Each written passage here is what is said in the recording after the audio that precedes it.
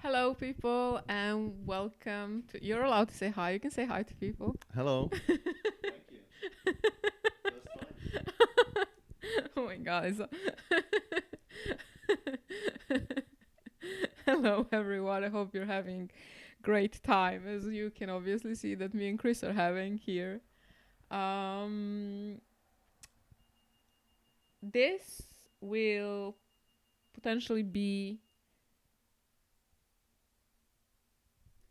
The end of season 1. the end of season one. Very well said. Very well said. That's why I'm together with you. Um, and this is the piece. This is the last piece in oil that I've made, and this is also Is this really the last? Is this the last work you did in oil? yes. Huh. I have finished one after this, but yes. This is the final project. That is the final project because this is the piece where I've decided that I do not want to use oil, and I do not want to paint in oil, and that I also have decently annoying reactions to either oil or turpentines or whatever it is. I started I started getting rashes all over my skin, and also I started, just in the context of this detox that we've been speaking about, I started developing headaches upon every interaction, even when I didn't use turpentine, but although I was using Gamsol. So, in relation to this, was it these things that came up that led you to that conclusion, or was there something else with the interaction with this painting that sort of symbolized that this would to be your last oil painting? And when did you know it? Well, I think it really nicely connects to the piece that we spoke prior about, inscription of information. Because, again, due to the personal trajectory, I think once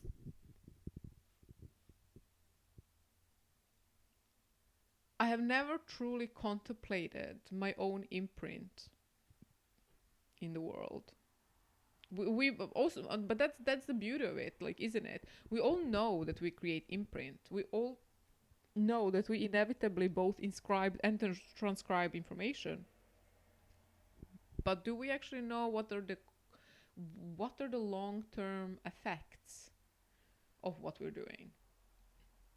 And as I was writing information, I'm sorry. As I've created the pieces of information, the informational series. I mean, all of them are informational series, for God. But the last piece is where I inscribe information. I was truly contemplating about what am I doing, and I'm a big nature lover. If I have the choice of spending my weekend in the city or going somewhere to enjoy nature, I do prefer nature. However, nature is also highly contaminated. So you kind of never leave the city, do you? So within all the context, the toxicity of the existence, and in the context of my own detox, the toxicity of the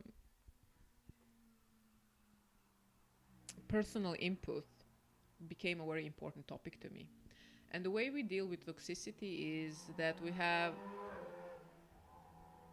when somebody says that somebody's toxic, it's about, we speak about the energetical and the emotional input and output. However, I was, as I was painting, I had really hard time painting with oil. I thought that me and oil will be match made in heaven. I love its organic fluidity. I in my mind, I loved oil, and I thought that oil loved me back. But when we started interacting, it became a challenging relationship, and I've never, never in my life have I learned to give up. I've never learned to let go. Like, you start something, you finish it, and you execute it to the T. But oil and this painting was where I drew the line, where I said enough. And I think that is also quite reflected in the painting itself.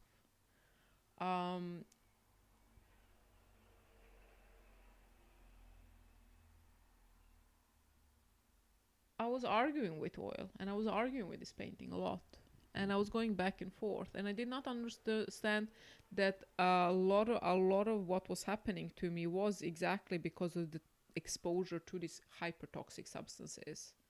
I kind of really enjoy that the recent movements, artistic movements, are trying to distance themselves from oils. I mean, they're water soluble oils, and they are an alternative. However, the whole process of extraction of pigments, the creation of turpentine, odorless or with odor, that's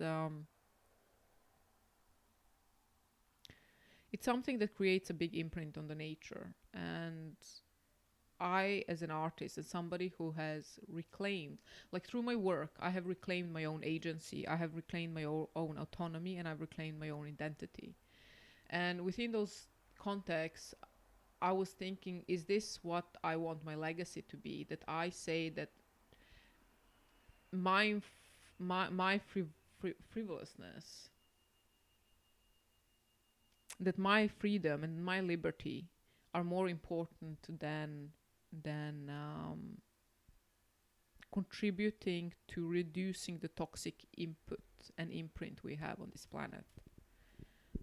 So that's something that became quite important for me. And in that process, like, I used to love acrylic nails. Oh my god, like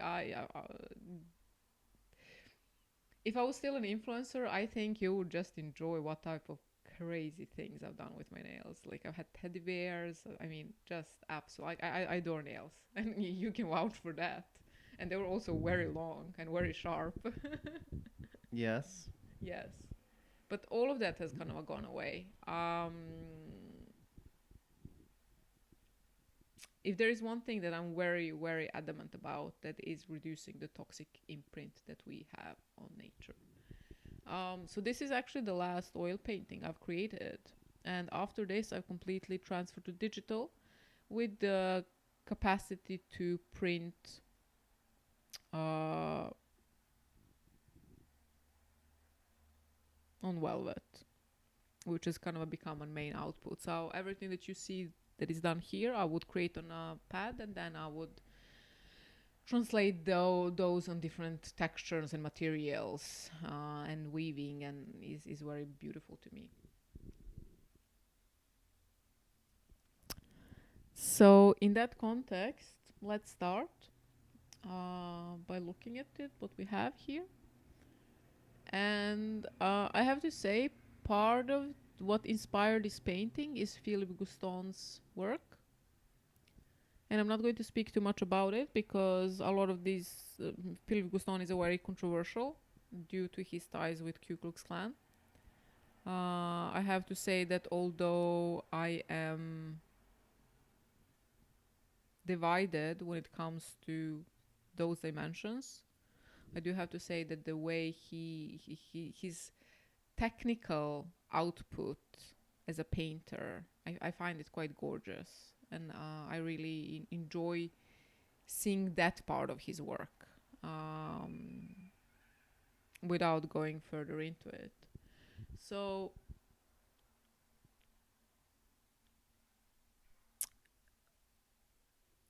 I sometimes think whether this, but it would be too, or like whether this work should have been circular. Should have created it as a circular one. Maybe I should actually even have, actually, look, when I think about it, maybe... Why would you like to have it circular? Yeah, why would I have liked to have it circular? Because I feel that this thematics that is portrayed here is also the one that is inevitably tied to circularity. But we can look at the canvas and speak a bit about it to kind of give deeper. So the first thing that you kind of notice is that you have a beautiful blue sky, nuanced again. I've been speaking about nuancing, diluting quite a couple of times throughout this season. And this gradation is something that is very important for me just in general. I actually mentioned this in the book as well. So, and on one side we have something that resembles a very warm earth. It's very earthy, it's warm, it's almost a desert, but it's not. And then you have the egg. And the egg is partially a mess. Like the way it's not a mess, not in that context, but it's if you think about all the ways one could have painted egg, this kind of falls, like you kind of see a bit feel of Guston references, but you also kind of see dabbing. You like, given the fact that this piece is in 3D and it becomes quite trippy when you kind of come close to it, because it is painted to exist within this narrative between being in a 2D, but also it has these elements that make it pop out in 3D. And I think this is a very interesting discussion because it kind of ties back to my eyes and my perception, because for you, this piece is clearly a 3D piece. We have discussed this, I remember. Yes. While for me, I can see it simultaneously as a one existing in a 2D plane as a flat, but I also see how it kind of pops in and out of this 3D dimension. An egg is a very, like, it's such a strong and symbolic, so it's just a strong symbol, the symbol of birth, but also the symbol of what came first, the chicken or the egg. And then you have the hand, and the hand is gray. There is something quite solid about it. To me, there is this like stony dimension about it, like it resembles stone that comes above from the sky and interacts with the egg. The touch is interesting. I think the hand's interaction is quite interesting because it is definitely interacting, but is it touching? To me, I would almost say that there isn't a touch. There is a membrane between the finger and the egg. And I also like that this hand seems very... It's very outer-worldly. It's not just that it comes from above. If you were to put an egg on the ground and a human were to put his hand down, the angle would be that the hand came from atop. But still there is something outer-worldly about this hand. It feels not in place with its surroundings. Of course, you are the artist, so that's up for you to speak about whether or not that's the reference of it. But that's how it looks to me. I want to say one more thing before I give the word back to you. Another thing that I think is very interesting with the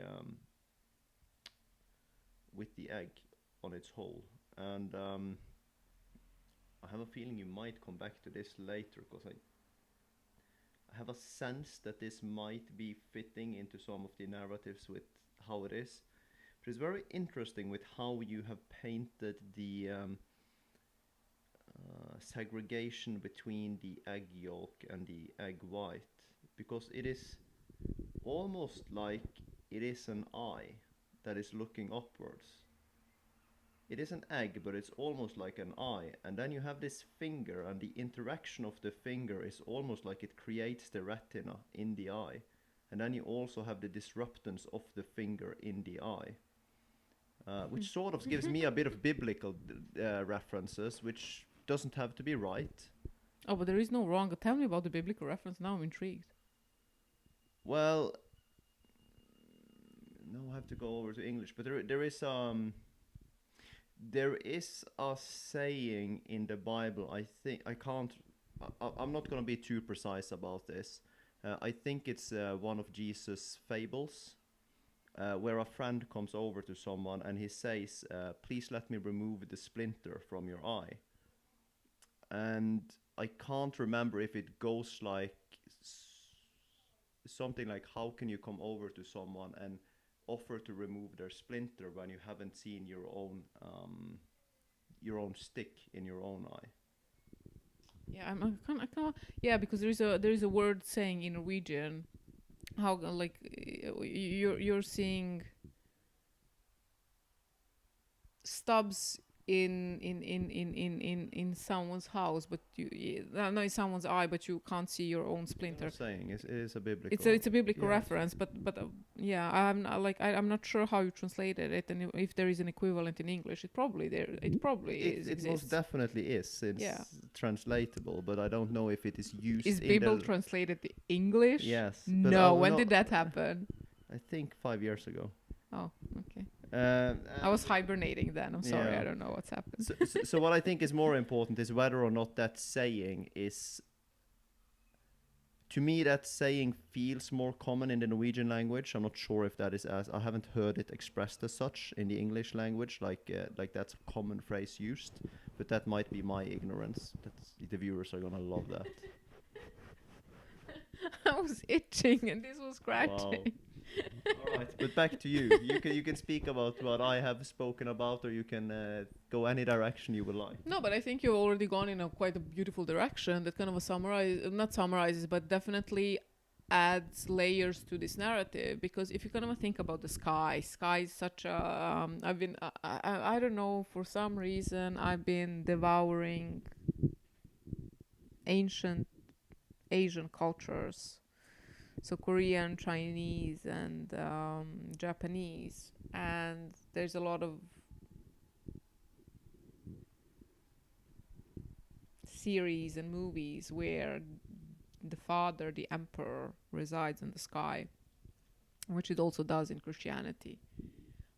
Buddhism, I think Buddhism is like Buddhism and Hinduism, and all religions are probably closest to kind of figuring out that the world is a bit of a weird simulation where nobody has postulated the one which needs to decide, but here we are in the Western world, and I can only speak about the references that I've grown up with, which are the Christian ones.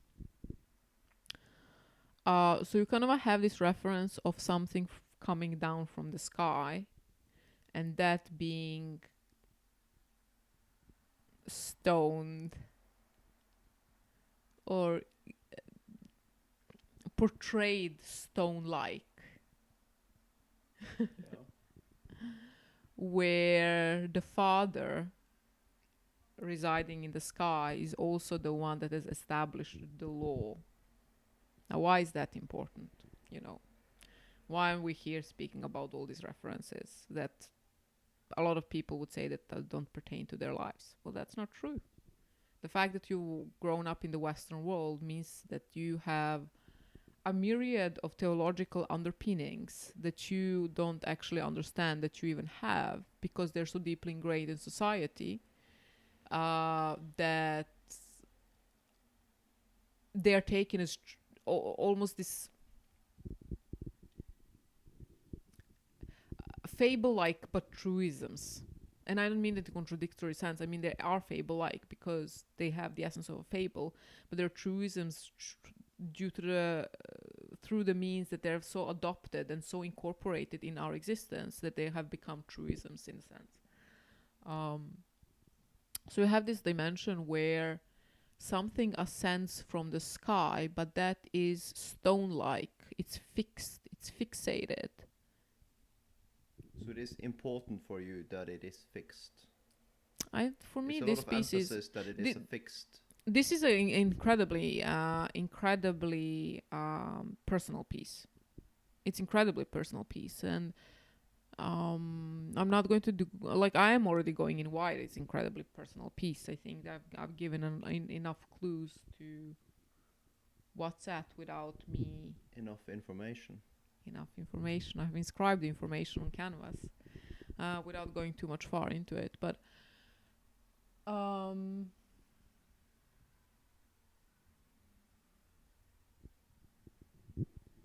what has been a very fascinating dimension for me is that how the law has been established, but also how the new being represented in the egg reacts to that law. Because on one side we see a hand and we see an impact. But if, as you say, if you kind of look closer to it, it doesn't look like the finger is inherently touching the egg. It feels like the egg has, there is a, what do you call it, concavity in the egg. And due to the nature of our ability to connect information, to apprehend information, it's kind of in the similar ways that if the word has been spelled wrong, we can still discern the meaning of the word because our brain corrects it in a sense. So for many people, they would say that, I think a lot of people would say that this finger is touching the egg and is creating this concavity. But the question is it really? Is this what what is happening? Is something ever touching anything? I will let you continue on that tangent because I'm very, very interested what follows. But I'm not sure how to answer that. Both yes and no. Well, with how the fields and everything are, when we are touching, there is segregation. So there is always there isn't necessarily a full contact. It is registered as contact, but things are pushed and pulled in different directions. So it's almost like Newton's third law in practice in this egg, with opposing forces. Tell me. Once again, I'm so glad that I get to not plan this out ahead. That's all right. Yeah. I mean, we were not planning this episode. I think one of the reasons why we wanted to create this is because me and Christian have quite gorgeous discussions with very interesting underpinnings, and I'm utilizing these works to invite you into our world, because we have created something gorgeous between us, and I think that's the beauty of it. So we're not prepping beforehand. We're letting the conversation go freely. But I think you've said something actually very interesting. It is registered as impact. It is registered as interaction, and yet it does not have to be as such. And I love that. I absolutely love that. I'm quite sure that the particles aren't ever touching. It's the interacting of the fields of the opposing forces. So it's like pushing two magnets towards each other. You're not really getting you're not really getting north towards north. Exactly. But what is also kind of a disconnect to it connects with it again, like that fatherly hand coming down from the sky, which does not even exhibit its corporeal influence to create an impact, but it exhibits an invisible force. So you can kind of say that concavity, one way or the other, is a project of an invisible force that can be extended by the means of it coming from the hand. However, it can also pertain to the sensitivity of the egg, because if egg yolk, and we know everybody knows that if you kind of like raw egg yolk, I have to say sometimes from time to time I miss eggs. I hallucinate about having eggs, and then I smell it and I'm like, no, thank you. You hallucinate. You're like not dreaming. You're just okay, fine. Interesting dreaming. Word of choice, but yes. I have never hallucinated an egg. I am pretty sure about that. But egg yolk that is kind of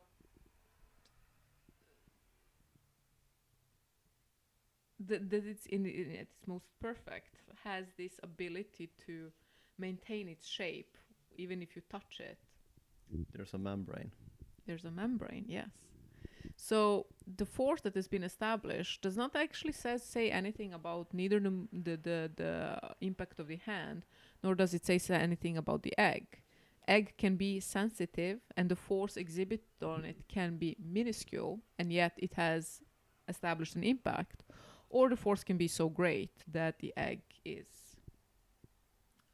severely impacted, and we see the results of it here. And I think it's kind of interesting observing this concept in the context of individual apprehension. I think society is very interesting because we're always in the context of agency. who has agency over what, and where is that agency placed? I'm very, I almost wanted to say blame,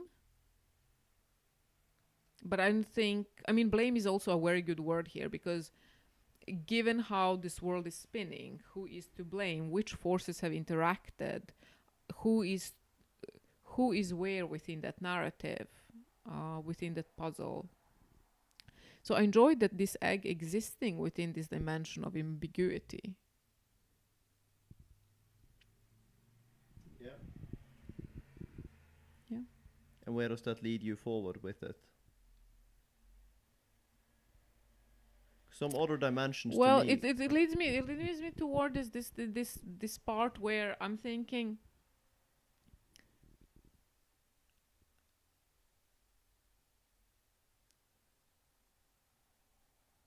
we all have difficult relationships in our families, with our friends, etc., workplace, etc., etc. And this dimension of blame and agency is kind of a cat and mouse chase. It's like Tom and Jerry. You can't actually figure out who of them is evil. Like, who of them is the one that is like, yes, inciting for the detrimental. So you kind of are looking at this piece and you're like, oh, cool, interesting, right? But then it's like, what does it mean, and why does it mean that? I've contemplated a lot about my life. Like, I had to feel like at one point I was quite lost in my own multiplicity, and thus a lot of time has been spent in attempting to sort, to organize, to categorize what is happening and why is it happening. And thus this concept of who's to blame for what, and and I say blame because I kind of come from a culture that has been exposed to a very dark force, which war is, and bombing, where the question of blame becomes very pertinent. And thus I have learned how to think in those terms. But I think upon coming to London, I understood that it's not about the blame, but it's about the agency. What type of agency do you have as an individual to navigate your own life? And that connects to a different question. Yes. I'm not going to say it. Do you have any thoughts about what I'm saying before we go there? Not in the broad, like I, not in direct relation to what you're saying. I think I do have some thoughts and something I want to ask about this piece. I can do it now, or I can save it for later. You know what? Do it now. I'm interested. Well, there is one last segment that I feel I haven't, or that is evident to me. Like, this to me is this is probably my clear favorite piece, since we were speaking of my favorite pieces. Your other series of information is my favorite concept. This is my favorite piece.